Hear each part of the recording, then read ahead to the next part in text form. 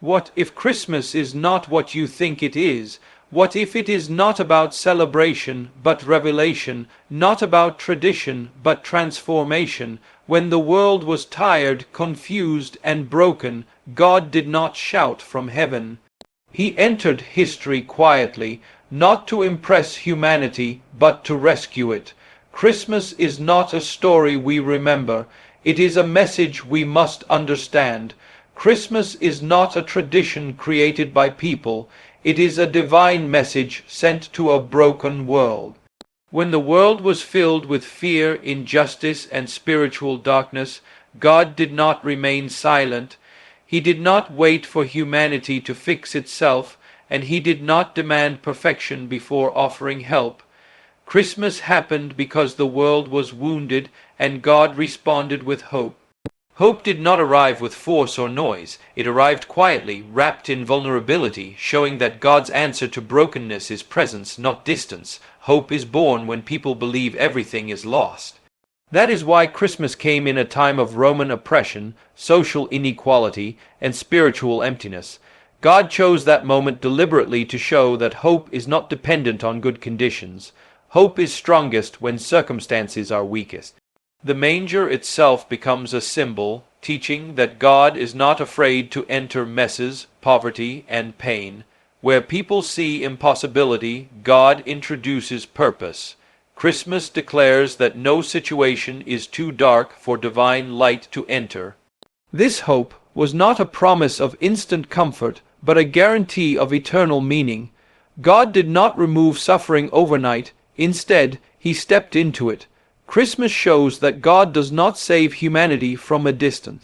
He walks into human struggle, experiencing hunger, rejection, and sorrow. This is why Christmas hope is different from worldly hope. Worldly hope depends on outcomes, but divine hope rests on God's character. Even when life does not improve immediately, hope remains alive because God is present. Hope also redefines worth. The world measures value by status, power, and success, but Christmas reveals a different standard. Shepherds were the first witnesses, not kings. A stable became the birthplace, not a palace. This reminds the broken, the forgotten, and the overlooked that they are seen by God.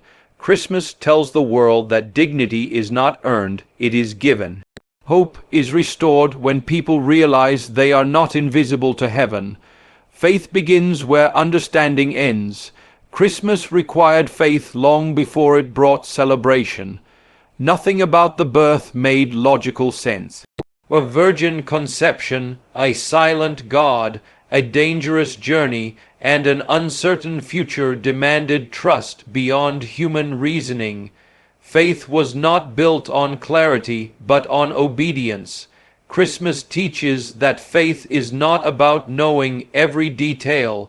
It is about trusting the one who controls the details. Faith often feels uncomfortable because it requires surrender. Joseph had to believe without answers, facing shame and confusion. Mary had to trust God while knowing the cost would be misunderstanding and pain. Their faith was not emotional confidence. It was courageous obedience. Christmas faith does not eliminate fear. It moves forward despite fear. This kind of faith does not wait for perfect timing or full explanations. True faith accepts that God works in silence. There were no announcements to the world, no public signs of victory, no immediate proof that anything had changed. Faith trusted that God was moving even when heaven seemed quiet. Christmas shows that God's greatest work often begins unseen. What looks small, delayed, or hidden can carry eternal impact. Faith also means trusting God's process, not just his promises. The child did not arrive as a ruler, but as a servant. Salvation did not begin with triumph, but with humility. Faith believes that God's way, even when slow and confusing, is always intentional.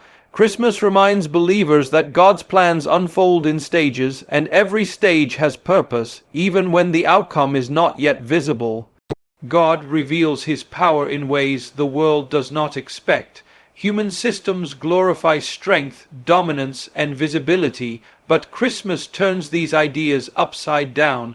God did not arrive with armies, authority, or public recognition. He arrived in weakness, wrapped in flesh, dependent on human care. This was not a limitation of power, it was a deliberate choice. Humility was the doorway through which divine power entered the world. By choosing a manger instead of a throne, God demonstrated that real power does not need to announce itself. Humility exposes the truth about pride. Pride seeks control, applause, and dominance, but God's power operates through surrender and obedience. The birth of Christ shows that God's authority is not threatened by lowliness. In fact, humility becomes the tool through which transformation begins. When God lowers himself, he lifts humanity. Christmas reveals that the greatest strength is found in self-giving love, not self-exaltation. This humility also invites people into relationship rather than fear. A conquering king would have demanded submission, but a child invites trust. God chose approachability over intimidation. People could come near without fear, touch without terror, and believe without force. Christmas teaches that God desires hearts, not slaves. His power draws people in instead of pushing them away. The manger becomes a symbol of divine gentleness that still carries eternal authority. Humility also teaches patience. A child must grow, learn, and wait. God did not rush redemption. He allowed it to unfold through time. This shows that divine power is not hurried by human urgency. Christmas invites people to trust God's timing, understanding that slow beginnings can lead to everlasting outcomes. What seems delayed is not denied. God's power works steadily, shaping history through obedience, suffering, and love. Christmas also announces new beginnings for every life. Birth itself is a declaration that something new has entered the world. No matter how broken the past has been, a birth speaks of possibility. God did not repair the old system. He introduced something entirely new. This is a message to those trapped in guilt, failure, or regret. Christmas declares that God does not define people by what they were, but by what they can become. New beginnings require release. A child cannot be born without leaving the womb. In the same way, Christmas calls people to let go of old identities, fears, and burdens. God's work often begins when people release control. The birth in Bethlehem invites humanity to step out of spiritual darkness into renewal. This renewal is not superficial change. It is a deep transformation of identity and purpose.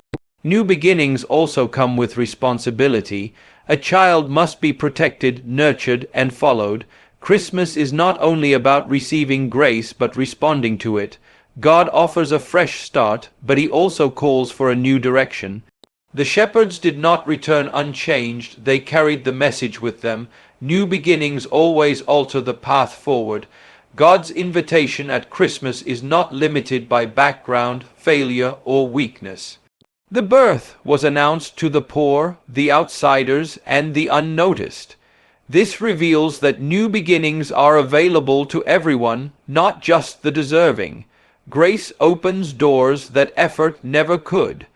Christmas stands as evidence that God's mercy creates futures where none seemed possible. Every new beginning begins small. A baby does not look like a revolution, yet it changed history. Christmas teaches that small acts of faith, obedience, and humility can reshape a life. What starts quietly can end powerfully. God specializes in beginnings that appear insignificant but carry eternal weight. Christmas brings together hope, faith, humility, and new beginnings in one divine moment. God's response to a broken world was not distance but presence. Hope entered human pain not to deny suffering, but to give it meaning. Christmas proves that darkness does not get the final word. Light always finds a way in. Faith stands at the center of this moment. Nothing about Christmas made sense to human logic, yet God worked through trust, obedience, and surrender. Faith did not come from understanding the plan, but from trusting the one behind it. Christmas teaches that faith moves forward even when clarity is absent. Humility reveals the true nature of God's power. Heaven chose a manger over a throne, weakness over force, and love over domination. This humility did not diminish divine authority, it revealed it.